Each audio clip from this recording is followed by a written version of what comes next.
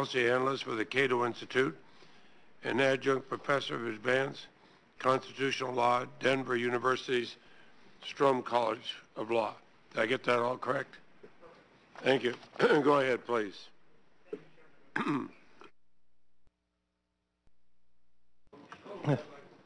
Okay. Thank you, Chairman Leahy and Senator Grassley. I think to continue the themes that Captain Kelly has so eloquently spoken about, gun rights and gun control don't have to be culture war enemies. Properly conceived, they can work together and reinforce each other. It's important to recognize that the Second Amendment is not absolute any more than the First Amendment is. It certainly has an absolute core that can't be violated under any circumstances, but that doesn't prohibit all firearms controls. Excuse me, and this won't come out of your time. Okay. All of the statements will be put in the record in poll so we can keep close to the time. Go ahead. Thank you. I will keep very close to the time. And likewise, gun controls don't violate the Second Amendment if they are constructed so they don't violate the rights of law-abiding citizens, and they actually do something constructive, significant, and effective to protect law-abiding citizens. Captain Kelly talked about the matrix of failure. 20 years ago, I testified before this committee, some of the senators are still here, about one thing that turned out to be part of that matrix of failure, and that was the ban on so-called assault weapons. I warned during that testimony then that it was based not on the function of guns or how fast they fired or how powerful they were, but on superficial, cosmetic characteristics and accessories.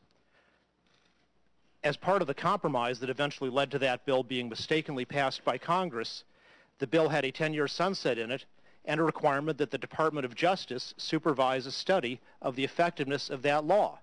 That study was, the people to carry out that study were chosen by Attorney General Reno's Department of Justice. They did several interim studies and then a final study, and they concluded that the law had done nothing. It had not saved lives. It had not reduced the number of bullets that were fired in crimes. It had been a failure. It had, to some minor degree, switched the types of guns that were used in crimes. So you had a gun with one name instead of another name, but it didn't reduce crime overall. And indeed, it was a dangerous bill in the sense that so much political attention was distracted by the focus on this that it took public attention away from debate on measures that might have been more constructive and life-saving. Today, police and law-abiding citizens choose semi-automatic handguns and rifles such as the AR-15 for the same reason. They are often the best choice for the lawful defense of self and others. To assert that such firearms and their standard capacity factory magazines are only meant for mass murder is truly to libel law-abiding citizens and the many law enforcement officers who choose these guns not for hunting, not for collecting, but for the purpose for which police officers always carry firearms, for the lawful defense of self and others. Great Britain shows the perils of mass gun confiscation that some people have proposed. It has a higher violent crime rate than the United States and especially high rate of home invasion burglaries. Congress has repeatedly outlawed gun registration because of the accurate recognition that in other countries and in the United States, in New York City, gun registration has been used as a tool for confiscation. These 1941, 1986, and 1993 congressional statutes are one way that gun rights can be protected against future abuses.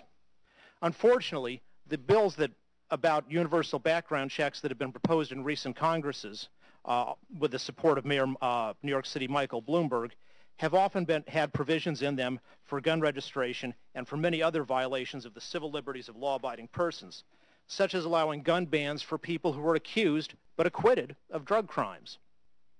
Universal background checks should be available. It was a wise move by President Obama in his January 16th press conference to begin changes in federal regulations and their interpretation to allow private sellers to access the background check system via a federally licensed firearms dealer. Many people will choose to take advantage of that, and I commend them. But mandating universal checks can only be enforceable if there is universal gun registration, and we know that universal gun registration in every country in the world where it's existed has been a serious peril to gun ownership. Universal gun registration was imposed by Canada in 1995 and was later repealed in 2012 by the Canadian Parliament because it was such a fiasco. If we want to save lives right now, not with constructive reforms that might do some good in the future, there is only one thing that will stop the next copycat killer, and that is lawful armed self-defense in the schools, not only by armed guards, but also by teachers. Utah provides the successful model. There, a teacher who has a permit to carry after a background check and a safety training class everywhere else in the state is not prohibited from carrying at the schools. Gun prohibition lobbies come up with all kinds of fantastic scenarios about what the harms that these would cause, and teachers will shoot each other or threaten students, or the students will steal the guns. But we've had this policy in practice in Utah for many years, and we've never had a single problem. And quite notably, we've never had an attack on a Utah school. If we want to save lives, armed defense in the schools is the immediate and best choice, while other constructive solutions may take longer to have an effect. Thank you. Professor Kopel, was the 1994 assault weapons ban a sensible and effective means of reducing gun violence? And secondly, is there any reason to reenact a more extensive assault weapons ban? Sorry. Based on the Department of Justice study, the answer was no, that it was something that was tried with great sincerity. A lot of people thought it would be a good idea, but it didn't seem to save any lives that the researchers could find. The revised law is just more of the same, but it suffers from the same fundamental problem.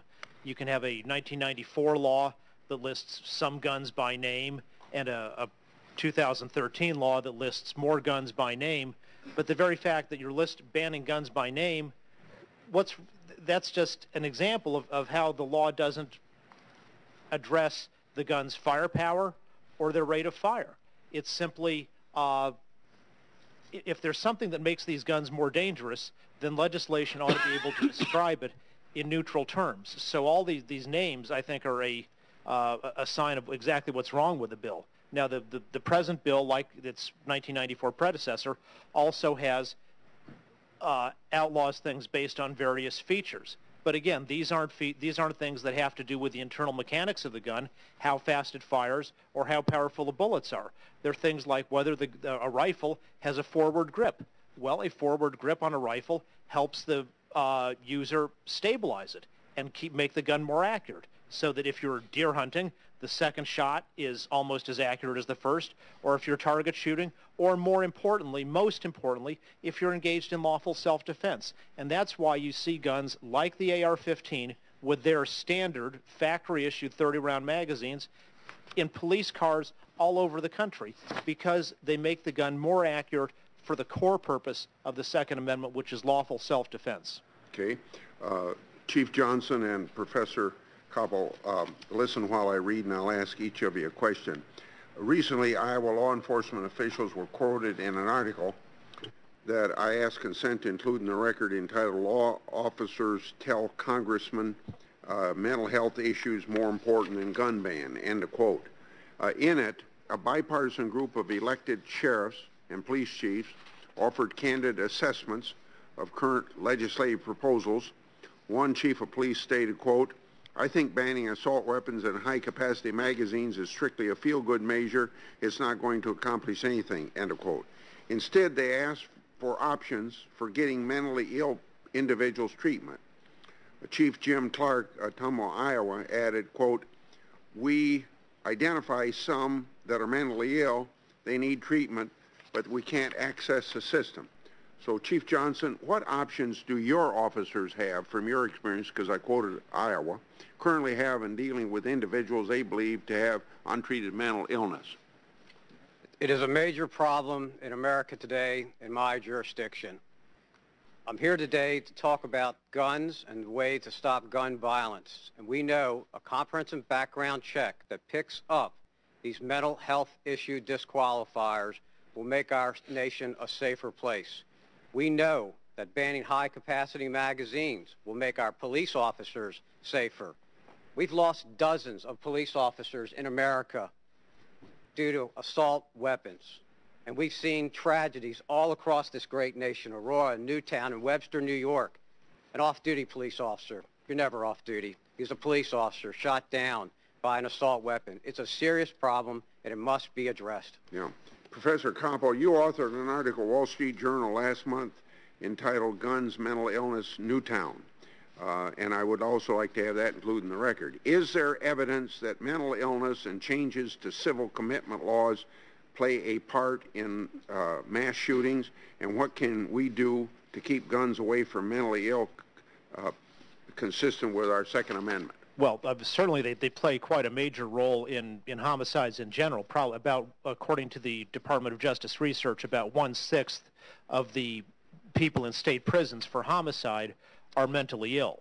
If you look at these mass murders where suicidal people try to end their lives in the most infamous way possible, in Tucson, at Virginia Tech, Newtown, Aurora, you have a very strong threat of mental illness running through that. And certainly improving the background, the data about mental health adjudications, not just a psychiatrist's recommendation or something like that, but what due process and the Constitution require, which is an adjudication, a fair decision by a neutral decision maker.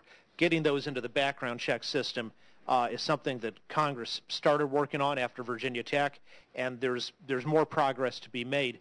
But it's not just a matter of checks. It's even if you have the most ideal check system in the world, at the least, even if you imagine these criminals, violently insane criminals, could never get a gun anywhere else. You know, Adam Lanza at Newtown didn't have background checks. He stole the guns after murdering his mother. So the long-term solution is not just about background checks. It's about why are these people on the streets in the first place. All of these killers I've just mentioned could have been civilly committed under the civil commitment laws we had several decades ago.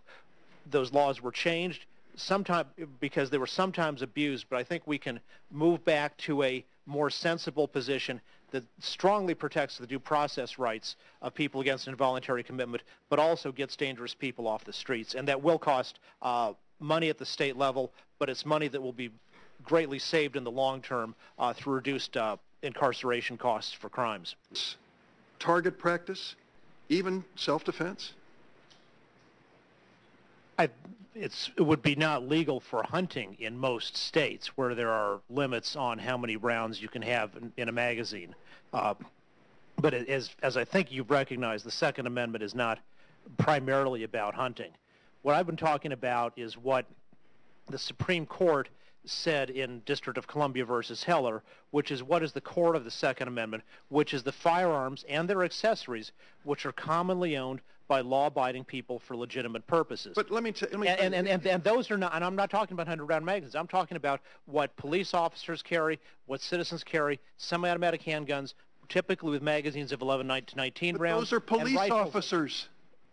Those are members of our military. So no, they're not. They're not military men. They're not coming to attack people. They're coming to protect people, and they want to protect. And citizens protect themselves the same way that police officers do. What I'm trying to get to is this: if you can rationalize a 100-round drum that someone can strap onto an semi-automatic weapon, as it did in Aurora, Colorado, and turn it loose, killing dozens of people there, and saving lives only because it jammed, then you certainly ought to object to the laws that have been on the books for 80 years about machine guns.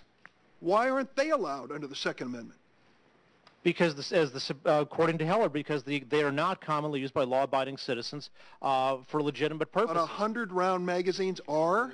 You're the one who wants to talk about 100-round magazines, and thank goodness. I sure do. Thank goodness he had a piece of junk like that jammed instead of something better made where he could have killed more people with it. Well, that's what it's all about then? It's about saving lives. It's about saving lives with ordinary magazines. 100-round magazines are novelties that are not used by police officers or hunters or most other people. But what you're talking about banning, Senator, is normal magazines. Tell us about the lives that were saved in Tucson. Some people on our side say, and I'll wrap this up, Mr. Chairman, that it's unconstitutional to put a limit on magazine size. Do you agree with that? I think if we follow Senator Schumer's approach and say we're going to follow what the District of Columbia versus Heller Supreme Court decision says, what that tells you is the core of the Second Amendment is the firearms and accessories that are commonly owned by law-abiding people for legitimate purposes. Is it constitutional to say 10 rounds versus 15? 10 is plainly unconstitutional because, as I was trying to explain to Senator Durbin, magazines of up to 19 are common on semi-automatic handguns and up to 30 on rifles. Kopel, can you tell me, is a gun, a semi-automatic weapon, whether a rifle or a handgun, that holds more than 10 rounds in its ammunition magazine, one that could fairly be characterized as one that's typically possessed by law-abiding citizens for lawful purposes? In handguns, semi-automatics are 81% of new handguns sold. A very large percentage of those have as standard, not as high capacity, but as standard factory magazines between 11 and 19 rounds. Another thing that is very common, to get back to Senator Whitehouse's issue about the Remington 870 shotgun, is Senator Feinstein's bill would outlaw that shotgun if it has a 7-round magazine on it. It comes with a 5-round magazine. You can extend it by 2 rounds, and the Feinstein bill would outlaw that very standard home defense shotgun if it simply has a 7-round magazine. So it's all fine to talk about novelty items on the fringe, like a 100-round drum, but in practice what is at threat of being outlawed that people are actually using is their standard capacity handgun magazines and standard capacity magazines for rifles and shotguns. And what are the law-abiding citizens doing with these? In other words, what are the lawful purposes to which law-abiding citizens are putting these guns, who own them?